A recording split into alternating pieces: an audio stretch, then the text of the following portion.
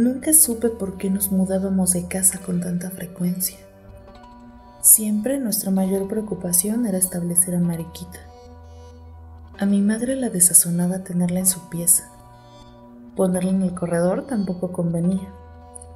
Dejarla en el sótano suponía molestar los sentimientos de mi padre. Y exhibirla en la sala era imposible. Las visitas nos habrían enloquecido a preguntas. Así que, invariablemente, después de pensarlo demasiado, la instalaban en nuestra habitación. Digo nuestra porque era de todas. Con Mariquita, allí dormíamos 7. Mi padre siempre fue un hombre práctico. Había viajado mucho y conocía los camarotes. En ellos se inspiró para idear aquel sistema de literas que economizaba espacio y facilitaba que cada una durmiera en su cama. Como explico, lo importante era descubrir el lugar de Mariquita. En ocasiones quedaba debajo de una cama, otras en un rincón estratégico, pero la mayoría de las veces la localizábamos arriba del ropero.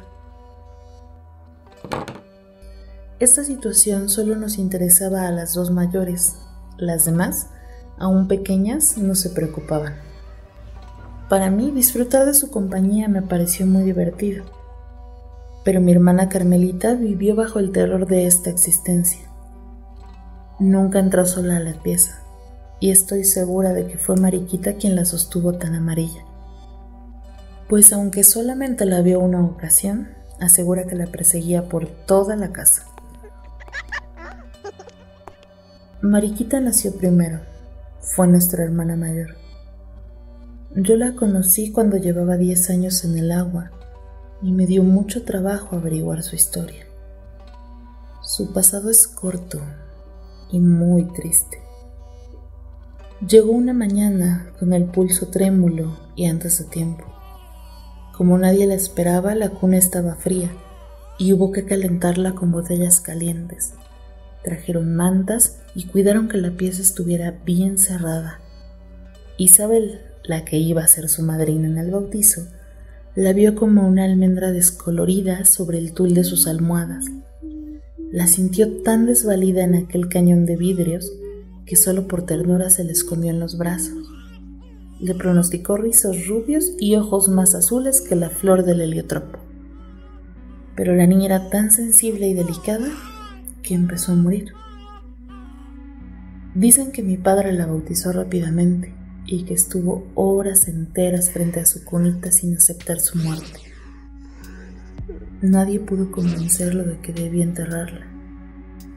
Llevó su empeño insensato hasta esconderla en aquel pomo de chiles que yo descubrí un día en el ropero, el cual estaba protegido por un envase carmesí, de forma tan extraña que el más indiferente se sentía obligado a preguntar de qué se trataba. Recuerdo que por lo menos una vez al año, papá reponía el líquido del pomo con nueva sustancia de su química exclusiva. Imagino sería aguardiente con sosa cáustica. Este trabajo lo efectuaba emocionado y quizá con el pensamiento de lo bien que estaríamos sus otras hijas en silenciosos frascos de cristal, fuera de tantos peligros como aseguraba que encontraríamos en el mundo. Claro está que el secreto lo guardábamos en familia. Fueron muy raras las personas que llegaron a descubrirlo, y ninguna de estas perduró nuestra amistad. Al principio se llenaban de estupor, luego se movían llenas de recelo. Por último desertaban haciendo comentarios poco agradables acerca de nuestras costumbres.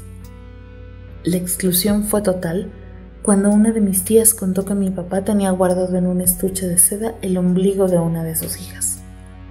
Era cierto. Ahora yo lo conservo. Es pequeño como un caballito de mar. Y no lo tiro porque a lo mejor me pertenece. Pasó el tiempo. Crecimos todas. Mis padres ya no estaban entre nosotras, pero seguíamos cambiándonos de casa. Y empezó a agravarse el problema de la situación de Mariquita. Alquilamos un señorial caserón en ruinas. Las grietas anunciaban la demolición. Para tapar las bocas que hacían gestos en los cuartos, distribuimos pinturas y cuadros. sin interesarnos las conveniencias estéticas. Cuando la rajadura era larga como un túnel, la cubríamos con algún gobelino en donde las garzas que nadaban en punto de cruz añil hubieran podido excursionar por el hondo agujero. Si la grieta era como una cueva, le sobreponíamos un plato fino, un listón o dibujos de flores. Hubo problema con el socavón inferior de la sala. No decidíamos si cubrirlo con un jarrón Ming o decorarlo como oportuno nicho o plantarle un pirograbado japonés. Un mustio corredor que se metía a los cuartos encuadraba la fuente de nuestro palacio.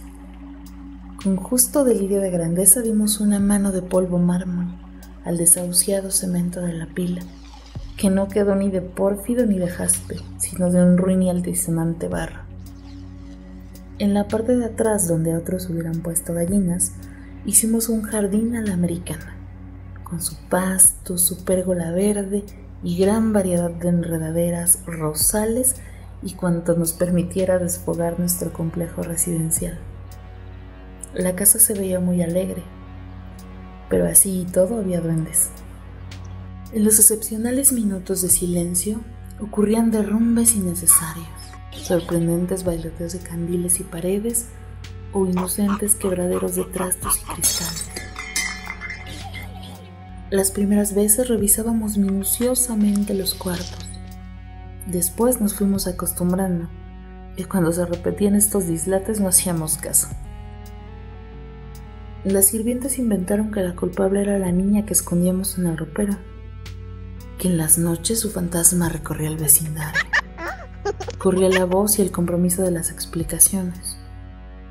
Como todas éramos solteras con bastante buena reputación, se puso el caso muy difícil.